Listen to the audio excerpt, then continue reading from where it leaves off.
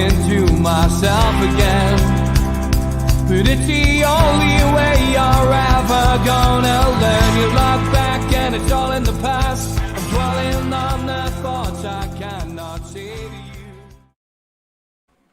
Good evening and welcome to NUFC Matters with me, Steve Wraith, and we've got Keith Gillespie here. We're waiting on Tino and we're waiting for Carlos, his interpreter as well, who is chasing Tino up. So if we get him, we'll bring him straight on. But we are just going to crack on with your questions because we've got a hell of a lot of questions. But Keith, good evening. How are you doing, mate? Hi, Steve. I'm good. How's things with you? Yeah, not too bad, mate. Not too bad. Obviously, we're having a chat before we came on air. I mean, it's just boredom now, isn't it, setting in? Yeah, it is. I think the good thing is we've got football to watch on TV, because I think without that, we'd be even more bored. But it is what it is at the minute. We just have to get on with things, and hopefully it won't be too long before we're back to normality. Yeah, I mean, I would love to see us back to normality, but I think I was saying to you, I can't see us getting back to football grounds until probably the start of next season if we're really, really lucky. Mm-hmm. Yeah, well, I tend to agree. As I say, it's one of those you have to get on with. It's we want to get past this pandemic as quickly as possible, and if that means that we can't go and watch football matches, so be it. So we look forward, I suppose, to the time where we can, get to go and watch live football again. Got to say happy birthday to this man, Kevin Keegan, 70 years old today, and wow, I mean, the man who essentially brought you to Newcastle, mate. Oh yeah, absolutely incredible. Hard to believe he's 70 as well, but what a man. I think in terms of, if you speak to anybody about that sort of generation of the mid 90s, and a little bit before, everybody loved him. We know what the Newcastle fans thought of him. He was a incredible guy to work under. Certainly my most favourite manager. Just the style of football he played. I've said it many times. Many people couldn't tell you who came second in the league 2 years ago, but they'll always remember Newcastle because of the style of football that Kevin had us playing. And he was just a joy. Every day going into training was just an absolute joy because it was so enjoyable. William Hughes says, hi Steve, great show. Will from Belfast. Just wanted to say, Keith Gillespie, what a player for the Tombs. Great to watch him play for Glentoran. I think I was quite average for them. I was a little bit old by them, but I appreciate your kind words. I love my time at Newcastle especially, but it was nice to actually come back towards the end of my career and play in the Irish League. First question then is from Chippers, and he says, what did Keith think of Kenny Dalglish as a manager? Yeah, I mean, I've spoken about this before, and I know he wasn't very popular with the Newcastle fans, and I look back on it, and you sort of, when Kevin left, that is such a hard one to follow. It's like following Sir Alex Ferguson at Man United. It takes a few managers to get it right, but when you have somebody of the name of Kenny Dalglish, you think, wow. I think people, thought that he dismantled that side, but in terms of my relationship with him was absolutely fantastic. And I think it has to be remembered as well. He was the one who seen us over the line to get us into the Champions League as well. He was obviously the manager that night when we beat Barcelona. So he took us to the cup final. So it was a tough one because he was following Kevin Keegan. And as I say, I know Newcastle fans, didn't take him as much as probably they thought they would when he was appointed. But I can only speak in terms of my personal experiences with him, and he was absolutely fantastic. Okay, Spenny Mag says, question for Keith: when you left Manchester United, what do you expect when you arrived at Newcastle? Well, I'd spoke about this. I've spoken about this before. But I always remember, being an apprentice, and it was Newcastle's first season back in the Premiership, and I remember them coming to Old Trafford. We had to go and watch games, and I remember Andy Cole scored that day. It was a 1-1, but I just remember the fans that day. I'd never, experienced Newcastle fans before, but I just remember the noise they made that day, and. Obviously, the following season, I played against them quite a few times. I played against them in pre-season in a tournament. I played against them in Billy Bingham's testimonial. Played against them up at St James's Park as well in the League Cup. And then scored against them at Old Trafford. So I'd seen the fans at first hand on quite a few occasions. So I think when I found out about the move, and you know, when somebody like Kevin Keegan wants you, you know, it's absolutely massive. You know, Kevin Keegan, I think, as I mentioned before, when I talk about players that I played with under Kevin Keegan, you know, Kevin, you know, could sell the club to you in 20 seconds, 10 seconds even. And that's what he done, because before I went in to discuss my terms with Newcastle, I had a 20-30 second conversation with him, and he'd sold the club to me in that time. And he's just such an infectious character, you know. So it was fantastic for me in terms of the move, you know, coming to a big club like Newcastle. And I'll say I was you know, quite lucky to spend 4 years there. And you know, if I'm honest, I'm disappointed that it was only 4 years, because in terms of throughout my whole career, it was my most enjoyable time was playing the North East.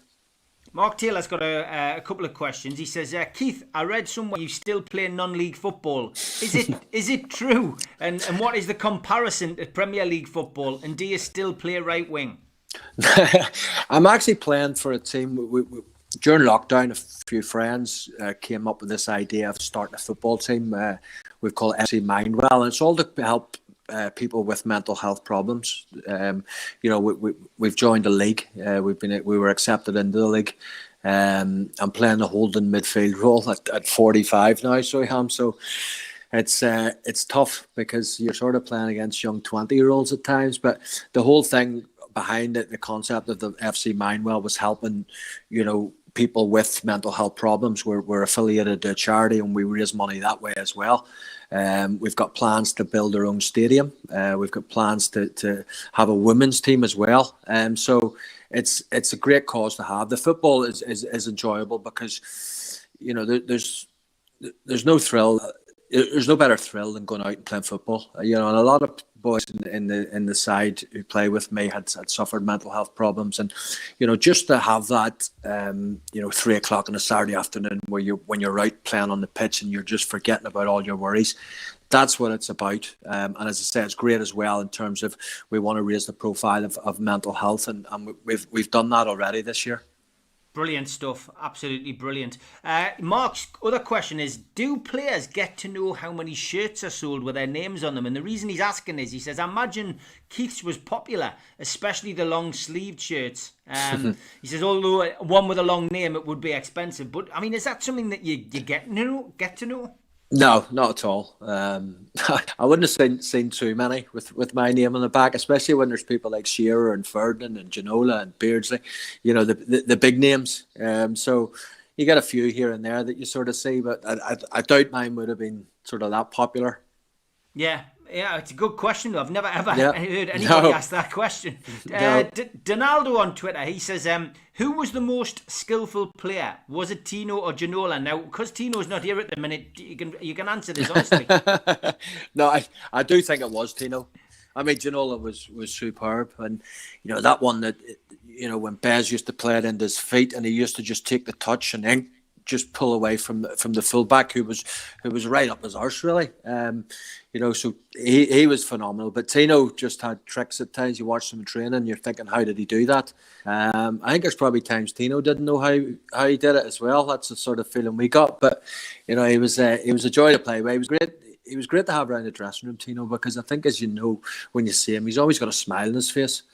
You know, and he played football with a smile, and you know, he made people happy because of the way that he played football. Yeah, Mark asks, how much of a say did you have in the Andy Cole part exchange deal? He said it turned out to be a great deal for Newcastle.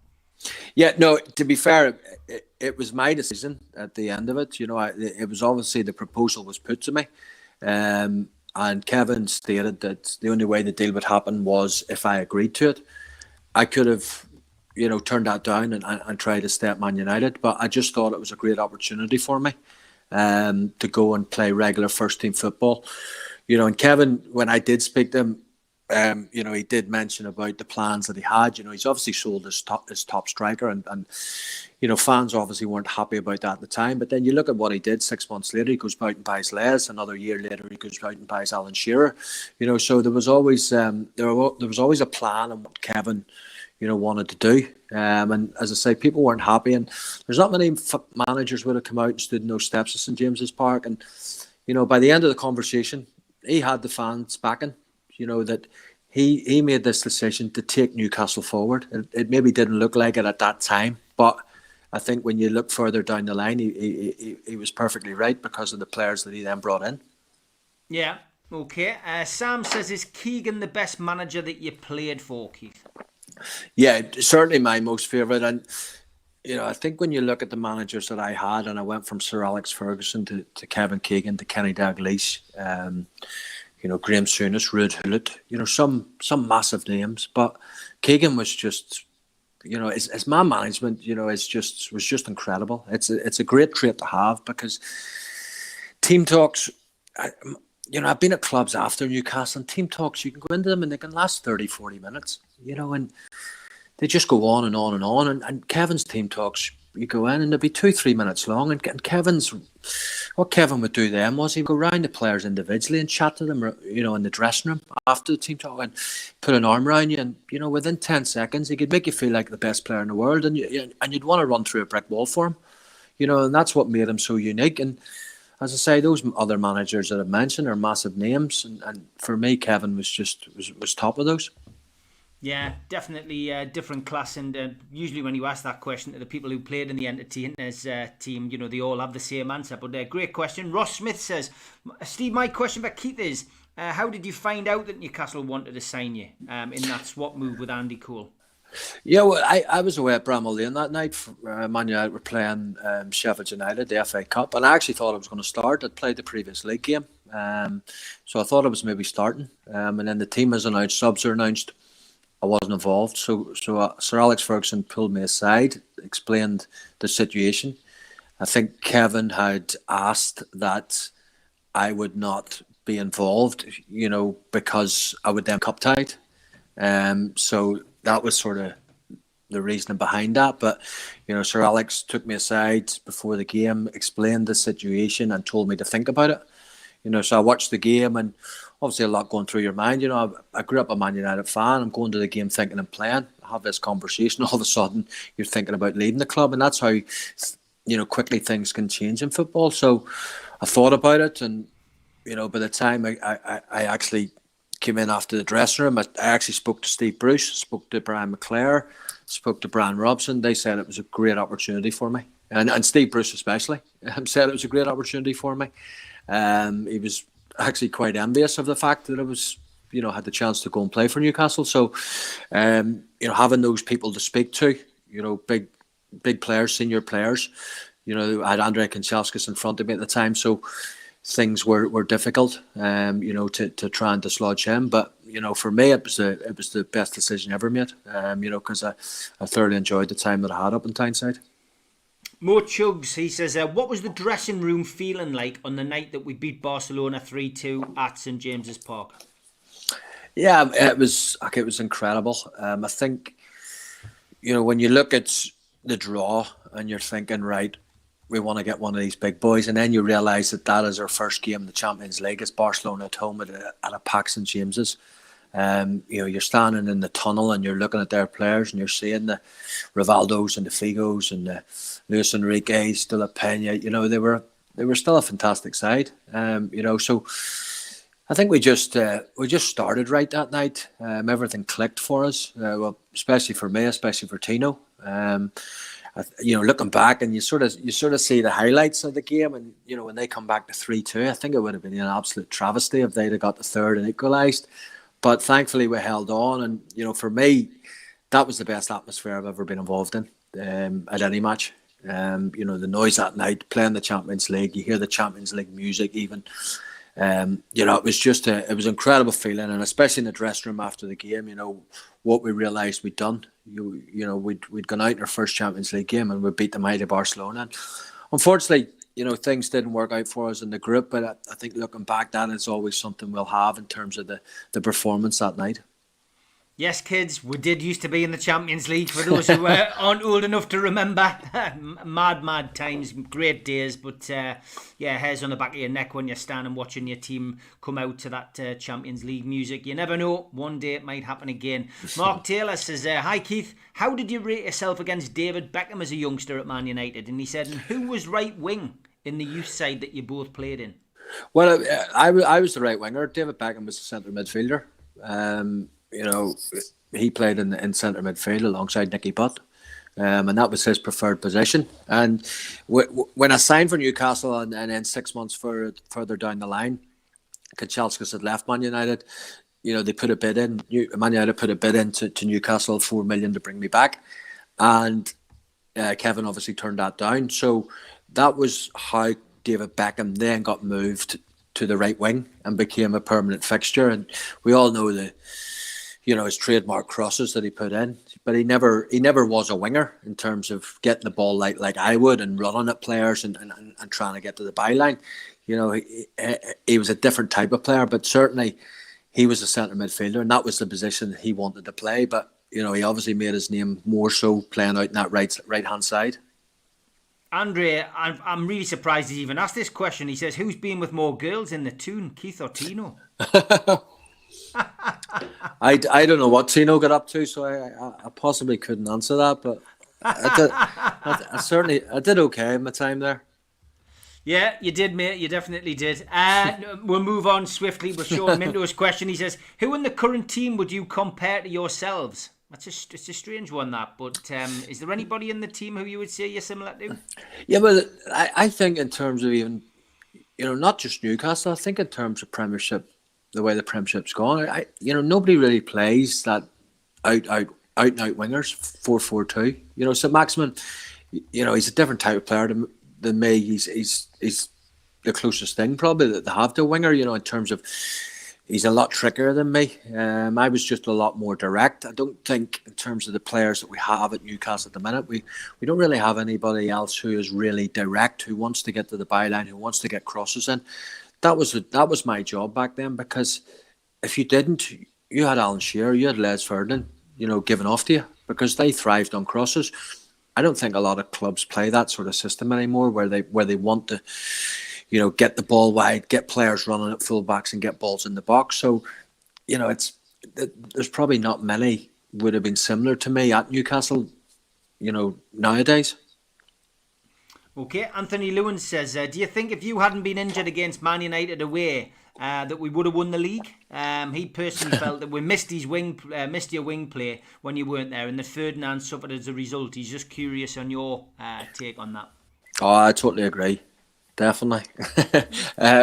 No, I think what happened with me getting injured, and then I was out for about 5 weeks, but I was sort of rushed back in a sense, and maybe didn't hit the heights that I'd hit before that. But in terms of the balance of the side, we brought Tino in. Peter was moved to the right wing, and Peter's an unbelievable player, one of the best I ever played with. But Peter's not a right winger, and everybody knows that. He wasn't going to be the one to sort of, get down the line and get balls in for Les like I was. So, maybe the balance of the team did suffer a bit. It's all hindsight. We could have done that and could have went on to win the league, but unfortunately it didn't happen. Man United, fair play to them, they came with an unbelievable run, which was demoralising every week, because we used to come in and we used to ask the score, and it was always 1-0 Cantona, and they just clawed back at that lead, and we've had so many disappointments towards the end. But the big one for me was Man United at home. If we win that game, which we deserve to do, I think we'd have gone on, won the league. You go away to Anfield, you concede 3, we don't get anything. We're 1-0 up with less than 10 minutes to go at Blackburn, and we don't win. There's certain factors, but I think looking back, it was just an incredible season. Great for Newcastle fans at that time. You think about our home form, 19 home games, 17 wins, a draw and a defeat. And as I say, the defeat was the one where Peter Schmeichel was man of the match. So, yeah, it was a great time, and just sad that we couldn't go over the line, because I honestly feel that if we did do that, Newcastle then with Kevin behind him, we had the capabilities of going and being a regular top 4 side. every season, with somebody like Kevin, because he would have demanded more. And unfortunately, we just didn't get over the line. Yeah. Darren says, Keith, did you play at Manchester United with Steve Bruce, and what did you think? And what do you think of the job he's doing at Newcastle? I did play with him. He was one of the senior players, and he was great with the young lads. He was a fantastic player. It wasn't the quickest player, but I think when you have a defender beside you who can complement you, like Gary Pallister could, with his pace, that's what you need. You need sort of players who complement each other. I think it's been tough for him at Newcastle. I don't think he's got the greatest squad. Football at times has been really dire. There's been certain performances been really good. You sort of think, you look at the Everton performance a few weeks ago, we started creating chances. You look back and Callum Wilson could have scored 5, because he's hit the crossbar, he scored 2, he's hit the post towards the end, and he's probably missed the easiest chance when he put it wide. And that's what you want to see. You want to see Newcastle creating chances, because too many times this season they just don't create enough. There isn't enough creativity in there. I'm hoping with the young lad Willett coming in that might change. You have a young player who can get box to box, and we've seen that he popped up straight away with his first goal in the last game, and they showed a real togetherness in that last game. Because I was watching it and I was thinking, it's just a matter of time before Southampton get the equaliser. But it was a real tough, gritty performance in terms of people throwing their bodies in front of balls, and that's something that we haven't seen enough of this season. So it's he's done an okay job, Brucey. But in terms of what Newcastle should be aiming for, they should be aiming for a lot higher. I think in terms of the owner, we know what the owner's all about. He's just happy with staying in the Premier League.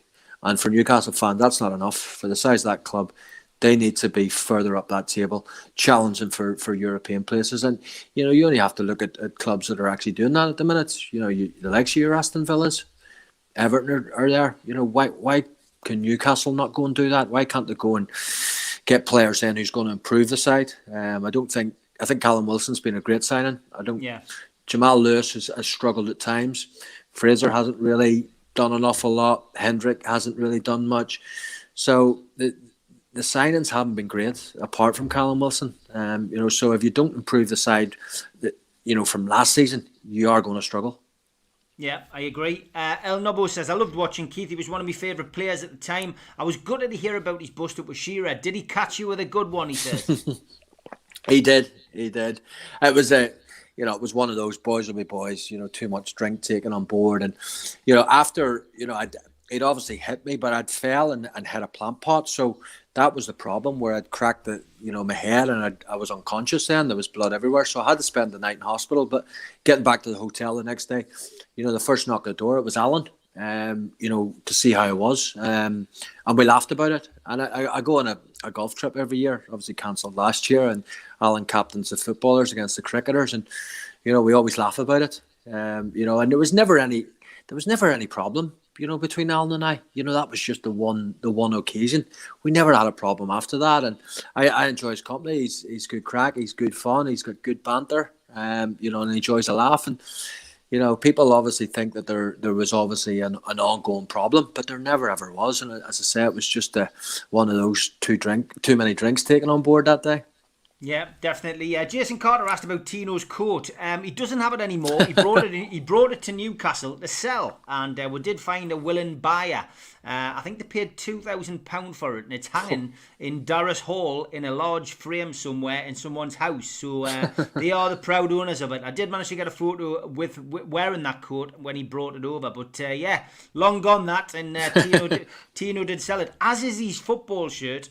Bizarrely, the shirt that he wore in a game, one of my friends actually was given that shirt, and they gave it away. to somebody. I Wow. think they gave it to a taxi driver. They weren't a football fan. They gave it to a taxi driver, and they definitely regret giving that shirt away because, as we've seen with Alan Shearer's, these shirts can make a lot of money for charity. Over £100,000 with the Alan Shearer raffle this week. In its first week, we're still a couple of weeks to go as well. So don't forget, pop on Alan's Twitter account, get yourself onto the Givergy page, and get yourself a ticket. You can win his match shirt, his boots, and his captain's armband, and all of that money is going to the Alan Shearer Foundation, and it's desperately needs that money. They've lost all their events and probably will lose all their events again this year with the way things are going. And Tom Dixon says, do you plan on doing any more books, Keith? Oh, definitely not. I think once was enough. It took a couple of years to write it as well, but I think when you do an autobiography, one's enough. I know people bring out sequels and all that there. That's not for me. In terms of what I wanted to do, I wanted a warts and all story, which I think I achieved. Brilliant book. I think the credibility that you get with people seeing how honest you can be is there. I've never really had, and in fact, I've never had one negative comment towards me regarding the book on Twitter, which, you normally expect, some keyboard warrior at some stage to have a go at you, but I can also say not one in the time that it's been out. So, no plans. One was enough, and I haven't got up to any more misdemeanors to write about anyway over the last few years. I think my football career, in terms of the misdemeanors I got up to at that time, was enough. Quiet life now, mate. Quiet life. Yeah, exactly. Big shout out to our sponsor, Spider VPN, who are sponsoring the StreamYard application this month, and acutexshop.co.uk, the makers of pool tables and snooker tables in Wallsend, Newcastle, also making our t-shirts, which you can get at newcastlelegends.com. And last but by no means least, a big shout out to John from Jab Signature, who makes all the posters and the flyers. Still no word from Tino, but there's still time.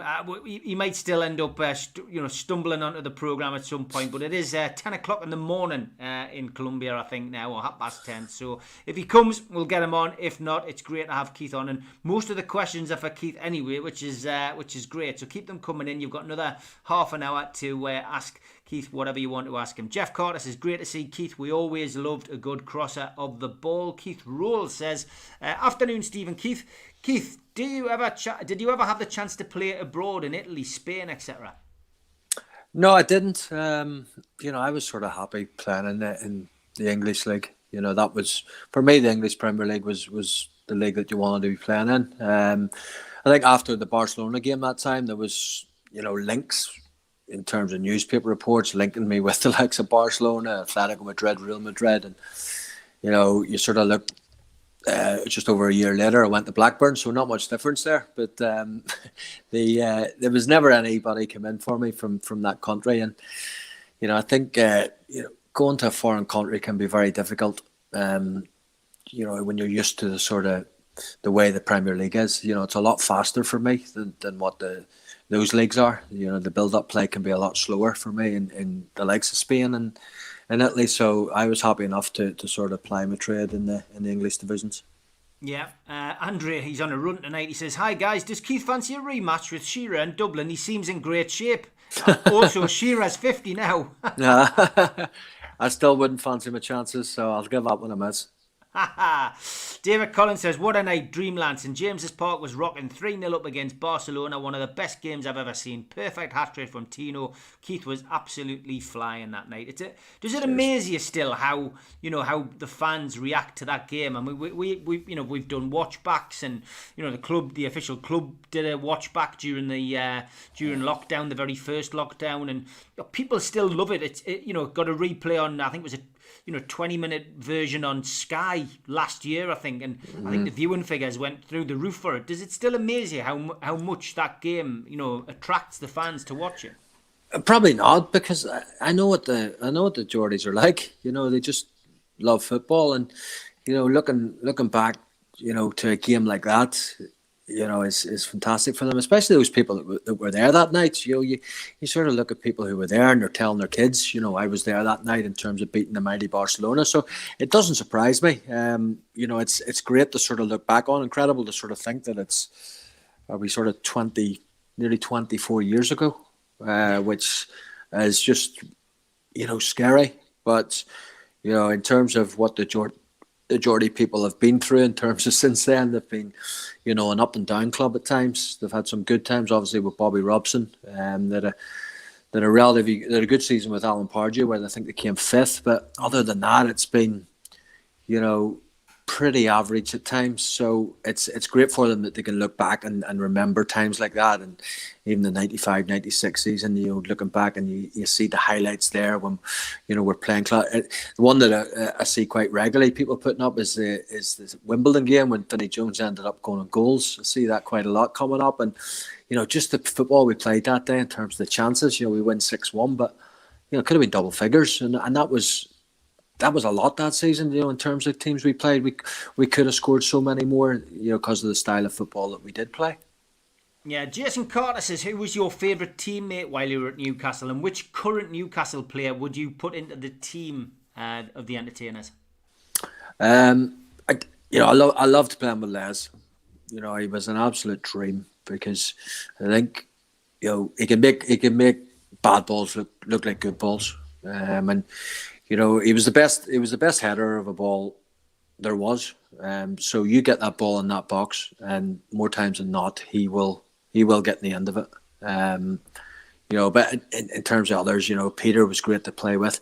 I loved playing with Warren, because Warren, just fed me the ball, and he was a great athlete, Warren. But in terms of if he knew you had the beating of that fullback, he would just constantly give you the ball. And I think, looking at the Barcelona one, after the third goal, I think a couple of minutes later, I think Warren's running with the ball. He just lays it in front of me and says, "Go on," and across one again. And the goalkeeper made a great save from Tino. And that's what Warren did. He just gave you the ball, and that's what you want as a winger. You want to be fed the ball. In terms of players playing now, I don't think there's any would get in the side.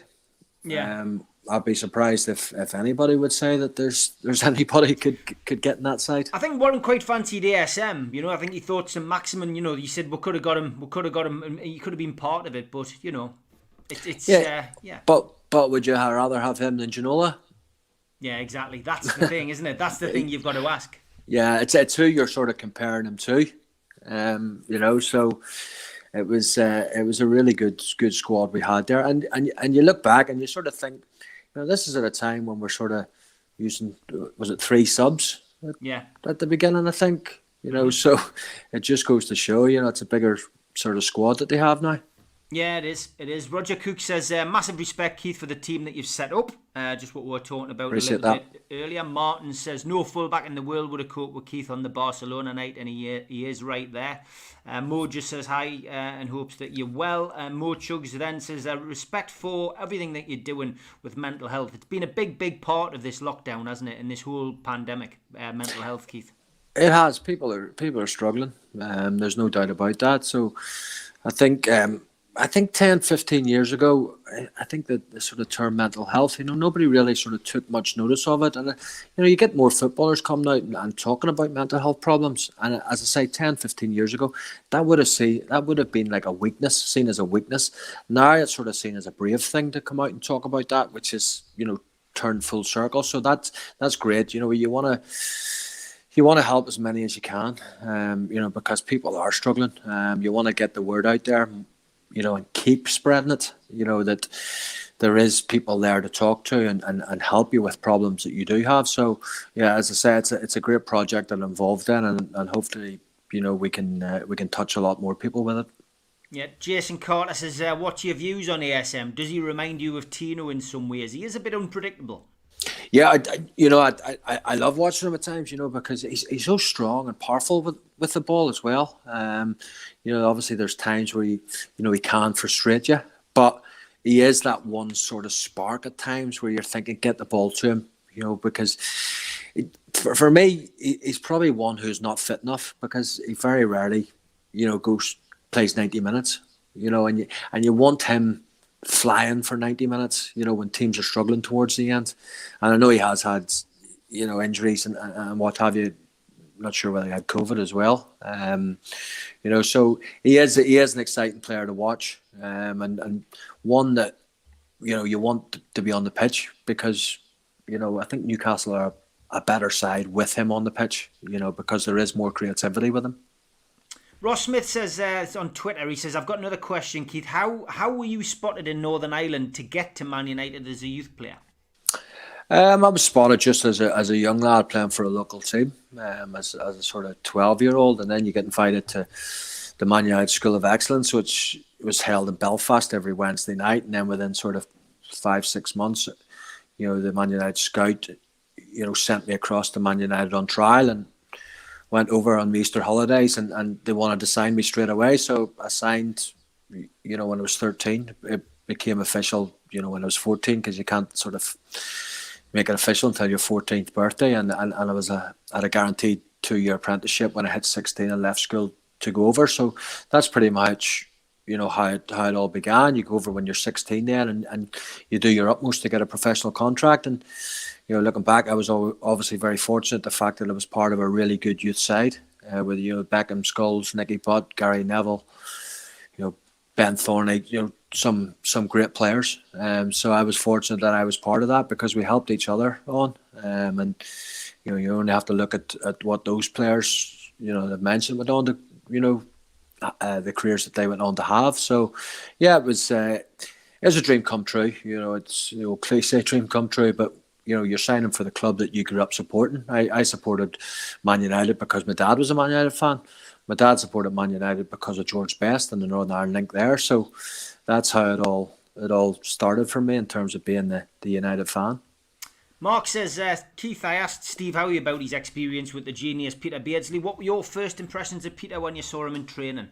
It's just absolutely incredible. The first thing I actually thought, because I think Peter was about 32 or 33, maybe, when I came to the club, and just seeing him in training, seeing him in games, and I was like thinking, this guy's 33.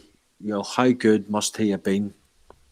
6-7 years previous to that, because he was one of them. He just seemed to get better and better. Absolute joy to play with. I had a great relationship with him as well. For me, and probably many Newcastle players or fans, in terms of the players that have played for Newcastle, Peter Beardsley is number one for a lot of players, or a lot of fans, in terms of players that have ever played for the club. That goes to show you, what a player he was. He was an absolute genius. Yeah, my favourite player of all time as a Newcastle fan, Peter Beardsley. Big watcher of the show as well, thanks. And just if you're on Twitter, please don't get sucked in by the @PeterBeardsley0 account. It is a fake account. Please just report it. Unfortunately, these people who have no more time on their hands than to make these things up, try to suck people in, and they actually used a clip of Peter of him wishing the show happy birthday from the other day on the account to make it look as if it was a genuine account. So please report the account. It is a fake. I've seen a lot of people read me tweet and retweet it and report the account. So great stuff. Please keep up the good work, Newcastle fans. And while I'm on that, I have had a social media request of Malapeg. Now, you should be able to read that at home, but I've got a big version which I will read out here. And it's just a shout out to the Newcastle football family. Noel Renton, who is 71, is a Newcastle fan. He's a lifelong Toon fan since living in Stanhope Street next to St James's Park when he was a young lad. He was a season ticket holder in level 7 in the Milburn until last year, when due to ill health he had to reluctantly give up his season ticket. He's been in Ward 31 of the RVI Newcastle since mid-January, fighting pneumonia and COVID. Mala says we need him to fight this, and it suggested messages, cards, forum support can be shown, messages put on a forum, prayers, songs, literally anything just to get the spirits up to fight this. His close family need the football family support. Can you help in some way? Well, we've done our bit there. If anybody wants to send a card to Noel Renton, Ward 31 on the RVI in Newcastle, then please do. Obviously, it's tragic this. We're hearing this time and time again of people struggling and different situations and things happening. So please, if you can and you can spare the time, please send them a card. Keith Roll asks a question: what was it like playing with Graham Souness and winning the League Cup at Blackburn, Keith? Yeah, I mean, I wouldn't say I had the greatest relationship with Graham Souness. He was a strange character for me. It did improve, over the years. But certainly at times, the beginning when he came in, there'd be times he'd walk past you in the morning, as you come into the training ground, and he wouldn't even say good morning to you. So that was a strange one for me. But fortunately, I played my way into his plans. We had been relegated to the Championship, and then we got promoted. And we had a great season back in the Premier League. I think we finished 6th, qualified for Europe, and won the Worthington Cup. So I had the disappointment of the '98 final against Arsenal when I missed out with injury for Newcastle. So to actually then play in a final and get a winner's medal was great. It was a great day out at the Millennium back then. You want to, when you're in a cup final, you want to win it. It's not a place to be for losers. As I say, I was there at Newcastle when we lost the '98 final to Arsenal. Although even just watching it, it was a horrible place to be. We didn't really turn up that day, but it was great in terms of winning some silverware. Great day out. My family were there, which was great as well. So yeah, it was a day I sort of look back on with a lot of fondness. Graham says, "Hi Keith, what do you think of the future of Newcastle at present? I mean, the takeover we never expected a year on when we probably chatted February, March last year that we'd still be talking about this bloody takeover." Well, exactly. It all hinges on that. If you get a takeover, then the goalposts change. But at the minute, if that doesn't happen, you're not going to see Mike Ashley going out and spending money to improve the side. As I say, he's happy enough in terms of staying in the Premier League.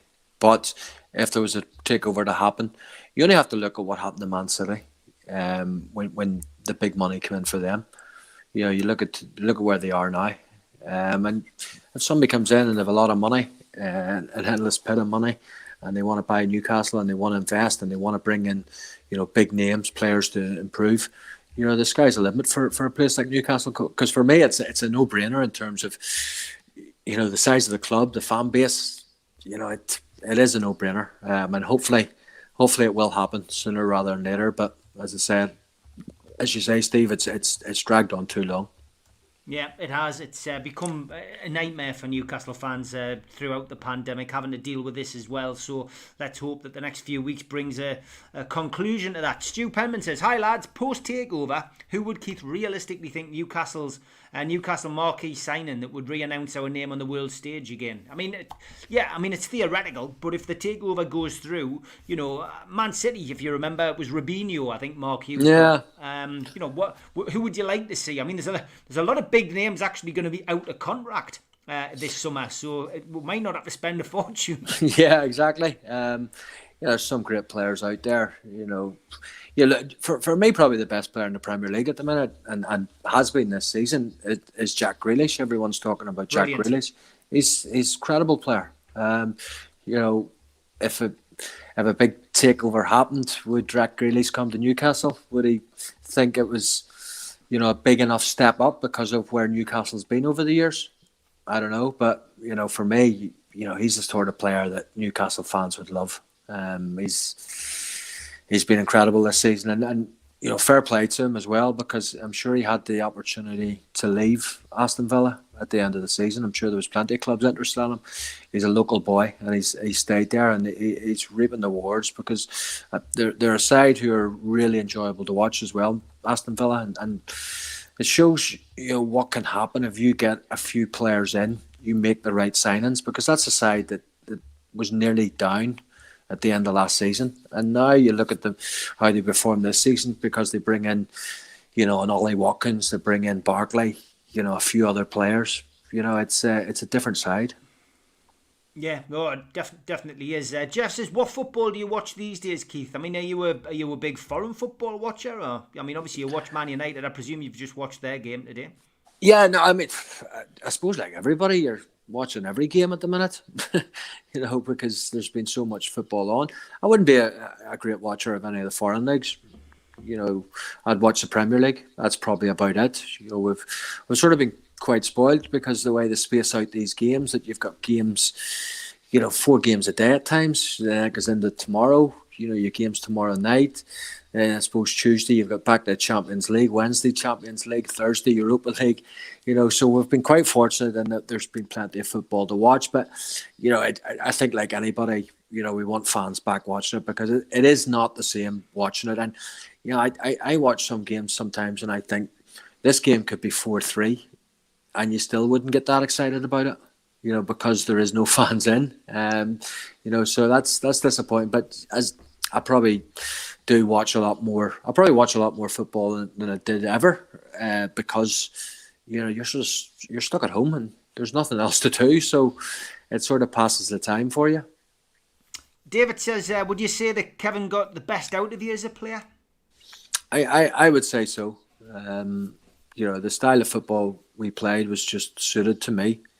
I remember at times where you're venturing back to help, defensively, and he's telling you to get back up the pitch because we wanted to be on the front foot. We wanted our forward-thinking players to be as far up the pitch as possible.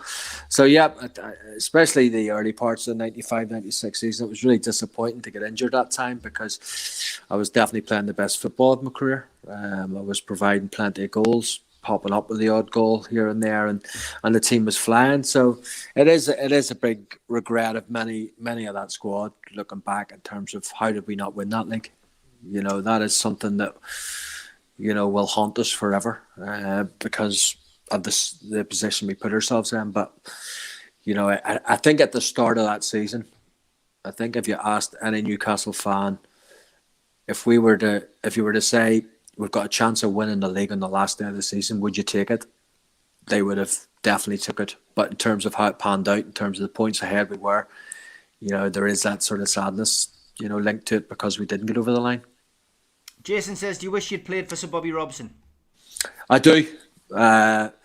Speaking to players, like Shea and obviously the late great Gary Speeds, who I played with again at Sheffield United, speaking to the likes of Alan, who just loved playing with Sir Bobby. Rob Lee loved playing under Sir Bobby. And he's a proper Geordie as well, in terms of that's his club. He wanted the best for his club. I think looking back in terms of when they got rid of him, it's incredible that they actually got rid of him when they did. Absolute genius. Big name manager, managed England in a World Cup, and he came back to Newcastle where he did an incredible job. In getting into the Champions League again. So he's certainly one that I would have loved to have played under. David says, which were the most physical defenders that tried to knock you out of your stride keep when they could catch you? I think the obvious one's probably Stuart Pearce. I think Pearcey he was sort of one who would encourage you to kick him back. But I think that was so that then the next time you got it, he would kick you even harder. He was a real tough defender. And I was delighted to actually see I didn't have to play with him when he signed for Newcastle. Although I did have to come up against him in training sometimes. But he was a great pro and a great left back, one of the great left backs of the Premier League. So he was probably the toughest. James Brown says, were there any concerns about spies being at Maiden Castle? I mean, obviously it was wide open. He says, and also, what's your favourite memory from training there?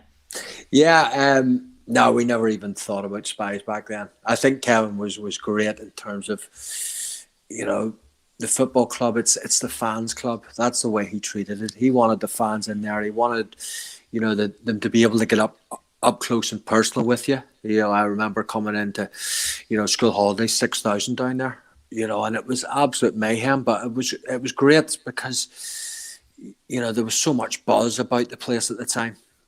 Kevin, he made sure that you were there until you signed every single autograph that was asked or took every picture, and everybody, did that. So it was great in terms of, Kevin wanting the fans up close and personal. Now they can't get close to them, and that's a sad thing. Because there'd be times where you'd get half a dozen people down there, on a wet, cold morning, but they still had the opportunity to go and watch training and see what the life of a professional footballer was all about. And Kevin, in terms of the way Kevin's relationship with the fans was the best I've seen in terms of a manager and fan relationship. Life Gold says, was there ever a point you considered staying at Manchester United instead of coming to Newcastle? No, well, I as I mentioned before, I had the conversation with Sir Alex Ferguson, and then I watched the game, and then I went to him after the game, and I made my mind up. I just thought it was too good an opportunity for me to turn down. You know, coming to a club like Newcastle, who, as I've said, you know, I'd seen it firsthand in terms of being at St James's, to play in the League Cup and playing against them and seeing their fans and seeing what they were all about. You know, so I just thought it was too good an opportunity to work under somebody like Kevin Keegan, and the fact that, you know, Kevin, you know, kept reiterating that the deal would never happen if he didn't get me. That shows, you know, it showed a lot of love for me, because he really wanted me on board, and as I say, sold the club to me in no time. Yeah, okay. Would you ever consider coming back to St James's Park if a takeover took place and they were looking for somebody to come in some capacity? I don't think that's a role for me. I'm not social manager. I could cope with that one. There'd be no bother with that. But in terms of the other side of things, you know, I'm enjoying actually doing the football agency work that I'm involved in now. It's obviously a lot tougher at the minute because we're obviously going through a pandemic. But you know, it is what it is. We just have to get on with it. But as I say, hopefully this takeover does happen and Newcastle can get back up there where they belong. What was your favourite pub, says Mark Byers, in Newcastle? I really liked the Quilted Camel. I like Jimmy's. Martha's was a favourite of mine too. There's probably not one that wasn't my favourite. Julie's was obviously the nightclub that we sort of went into the most. So yep, that was it was great times, you know, where you were out and about, the club's doing well, and you're interacting again with fans, and you know, that was a real special time. Yeah, it was. Lee Taylor says if you could play with. Do you want me to turn a light on here, Steve? It's go on, Keith. Yeah. I did notice you were getting slightly dark. Yeah, sorry, 2 secs. Join us tomorrow anyway for Match Day Live. We'll be back tomorrow night. We're covering the match from about 7:15. So welcome back, Keith. Yeah. Just that question there. If you could play with any Newcastle player, past or present, apart from those who were at the club when you were there, who would it be? Past or present? Wow. I think you probably got to look at somebody like Gaza. Mm-hmm. You know, again, an absolute genius. Obviously very sad in terms of what's happened to him over the years, and hopefully he's in a good place now, because you know, you look at what he achieved. I think, you know, my hero growing up was Bobby Robson, and I've always heard Bobby Robson ask the question who the best player he played with, and he always says Gaza. You know, and Bobby Robson played with a few good players over the years, so when he says Gaza, you know, that's good enough for me. Yeah, it's funny. I've just listened to Gaza's podcast with James English. Great interview. If anybody's got time, check out James English on YouTube. Gaza did 2 hours with him the other day, and he was talking about Bobby Robson as well. But that was his hero. So, yeah, well worth a listen. Some great stories, as you would imagine, from Paul. And if you want to watch an evening with Paul Gascoigne, check out our playlists. We've got one on there when he was interviewed a few years ago, 10 years ago now, with Joe Allen. Mark Tulip says, Keith, if you stayed at Man United, do you think you could have broken into that squad and become a regular? Well, as I say, you know, I was playing here and there before that Sheffield United game, you know, in the FA Cup, where I got told about the proposed transfer to come to Newcastle. I'd played the previous few games, so I was getting, you know, a bit of game time. At the time, I had Kinchelsk was in front of me. I mentioned before that Alex Ferguson tried to bring me back, so I assumed he was bringing me back to play me. So, you know, it's all hearsay. You know, Alex Ferguson had actually rang me and said that he was, you know, putting a bid in to bring me back. The club never told me about it. You know, you could have had sort of, I'm sure there's certain players, individuals over the years who, if they had known about, you know, a proposed deal, they'd be knocking on a manager's door. That wasn't something I did. I knew the bid was put in because Gary Neville happened to tell me, because Peter, who was close with Kevin, obviously, Peter told Gary Neville on England duty. So, you know, players would go and knock a manager's door. That wasn't my sort of scene. And then the 95-96 season starts, you know, so I would never change anything. Yeah. Fantastic. John Poole says, Keith, we all know Scholes is regarded as one of the best midfielders of his generation, but is it true that Nicky Butt used to be the star midfielder at youth level? Yeah, I think Nicky was one of those. He was probably a little bit, advanced in terms of physique than the rest of us. He was a strong lad. He was a box-to-box midfielder. So he was probably, well in advance of us all. Paul Scholes, the Youth Cup team that we won in 1992. Paul Scholes couldn't get in that team. He was probably a little bit smaller and just hadn't developed like the rest of us, and especially Nicky. So yeah, Nicky was probably the star of that show, and I think he was probably one of the first to actually, go and make his debut for the first team. Yeah, great player as well. Some fantastic players came through that time. Andy Gibson says, how many times do you think you fell over after putting a cross in? We've had this before, haven't we? But I mean, it was something I remember you doing, but I mean, it's just probably the momentum in that, was it? Yeah, it seemed to be like a trademark sort of thing where I was always sort of sliding to get crosses in. My first thought as soon as I got the ball was try and get to the byline and get it in. If I had to slide to do it, all and well, all good and well. But as I say, when you got people in the middle like we had, you do your utmost to get the ball in the middle, and most of the times I was fortunate that those boys would get on the end of them. Yeah, fantastic memories of that. Keith Roll says, well done on your book, How Not to Be a Millionaire. I read this book first lockdown last year. It's a fantastic read and a unique autobiography. If anybody wants to buy that, you can get that on Amazon still. Philip Shuttleworth says, my favourite home game against Barcelona, I was there. Would you have liked to have played for Rangers or Celtic given the chance?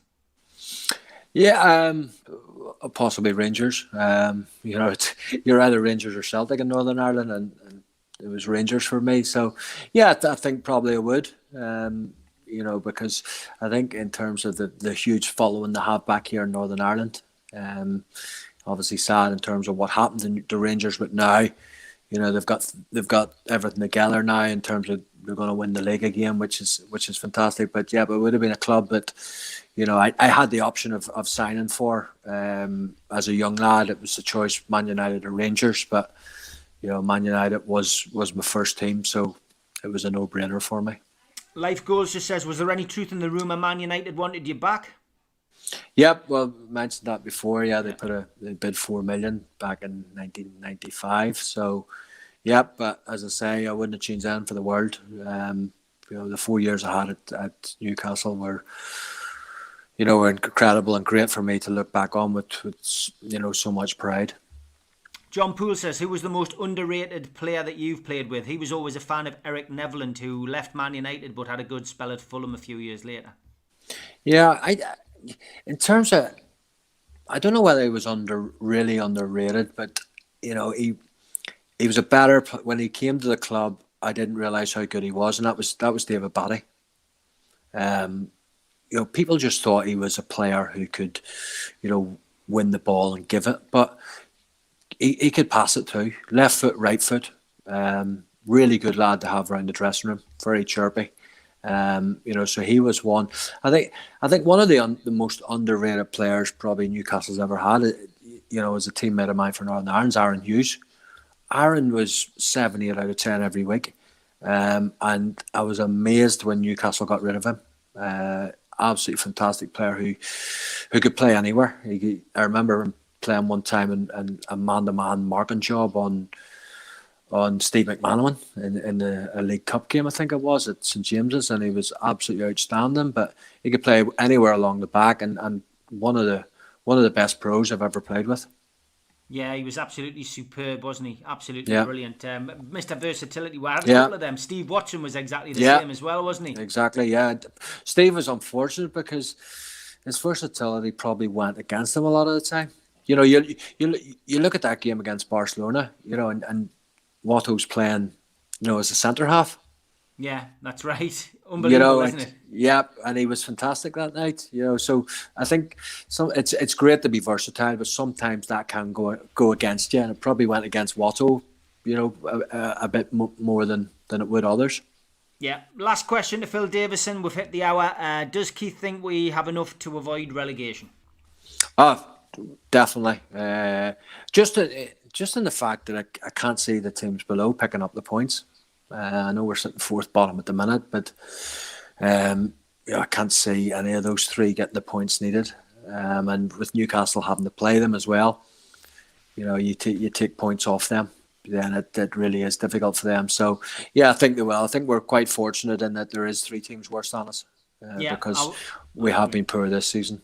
Definitely. If you're a first time visitor to the channel, please subscribe, hit the little box in the bottom right hand corner, click the little thumb to like today's video, and click share to share it to Twitter and to Facebook and LinkedIn.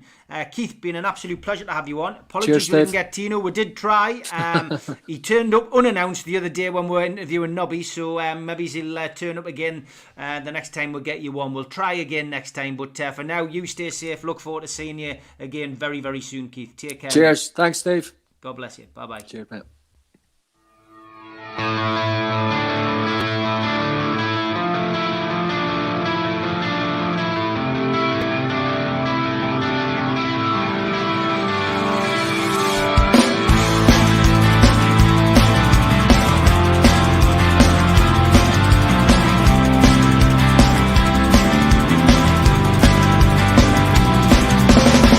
Head back with your critics attack. Feels like I've been talking to myself again. But it's the only way you're ever gonna learn. You look back and it's all in the past. I'm dwelling on the thoughts I can't